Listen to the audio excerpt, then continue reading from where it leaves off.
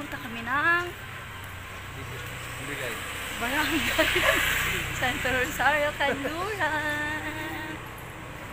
Ayan. Mag-aali tayo ng libre.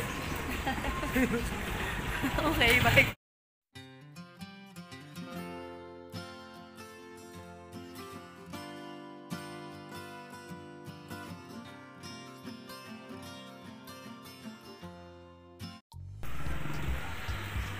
Papunta kami ng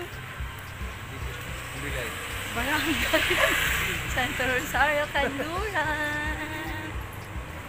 Ayan. Hi everyone, it's Lynn and welcome back again to our channel. Saan ka? Hindi nag-text ako sa'yo, sabi ko andito na ako. Tawag ka ng text. Hello po, blessed day po sa mga taga-Pateros. Kunan po ngayon ang ating staff sa ating court, sa chapel po. Sa mga hindi pa po nakalista doon sa listahan po ng ating post, ang every page ng ating mahal na kapitan, huwag po kayong malumo o malungkot kasi po may pag-asa pa rin po naman kayong malista.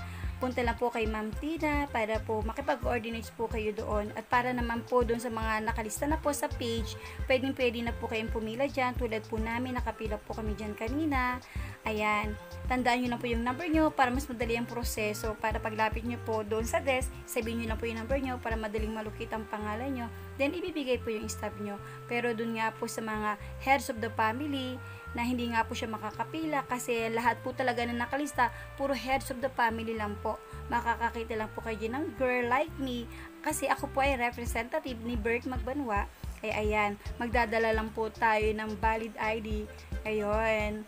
At para naman po sa mga yun nga may problem sa ID na hindi kayo magkapareho ng apelyido or ng address at mag-asawa kayo, kailangan nyo po ng marriage contract to prove lang po na mag-asawa po kayo.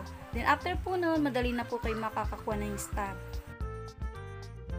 After nyo po makuha yung stab nyo, tingnan nyo po sa likod. Doon po nakalagay kung saan nyo po makukuha o saan natin makukuha ang ating pamaskong handog na mula sa ating mahal na senador na Sir Peter Cayetano.